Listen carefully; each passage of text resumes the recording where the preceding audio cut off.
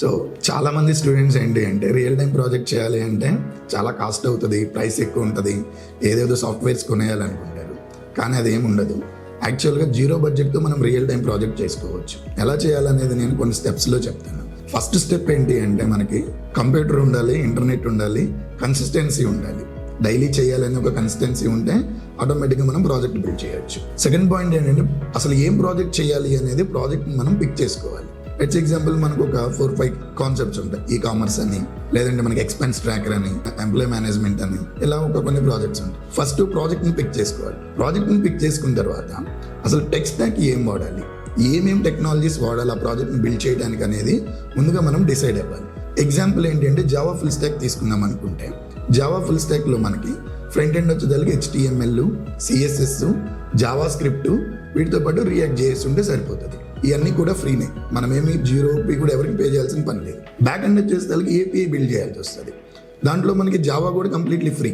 Spring boot అనే ఒక framework ఉంటుంది, అది వాడటం వల్ల మనకి ఏంటి అంటే ప్రాజెక్ట్ని చాలా ఈజీగా బిల్డ్ చేయొచ్చు. డేటాబేస్ వచ్చేసరికి MySQL, ఇది కూడా ఫ్రీనే.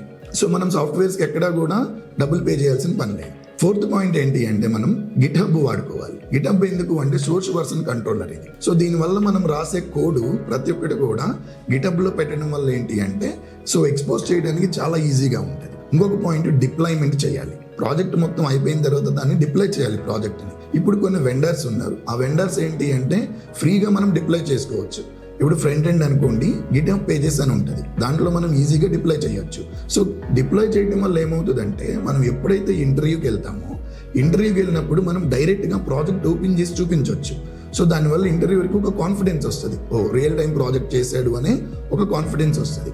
అండ్ ఇంకోటి ఏంటి అంటే ఎప్పుడైతే మనం గిటబ్లో కోడ్ని పుష్ చేస్తామో అప్పుడు మనకి ప్రాజెక్ట్ స్ట్రక్చర్ ఎలా మెయింటైన్ చేసాము, ఒక ఆర్కిటెక్చర్ ఎలా మెయింటైన్ చేసాము అనేది ఒక క్లియర్ ఐడియా వస్తుంది. సో ఎప్పుడైతే మనం ఇంటర్వ్యూలో దాన్ని ఎక్స్ప్లెయిన్ చేస్తామో it will show the very strong skills, అంటే స్కిల్స్ ఎక్కువ ఉన్నాయి అనేది క్లియర్గా అర్థమవుతుంది. సో ఈ పాయింట్స్ అన్నిటితో మనము ఈజీగా 0 బడ్జెట్తో ప్రాజెక్ట్ని బిల్డ్ చేయవచ్చు. మనం ₹1 కూడా పే చేయాల్సిన పని లేదు. కానీ ఇక్కడ మెయిన్ ఇంపార్టెంట్ ఏంటి అంటే కన్సిస్టెన్సీ ఉండాలి ప్రాజెక్ట్ బిల్డ్ చేయాలి అంటే.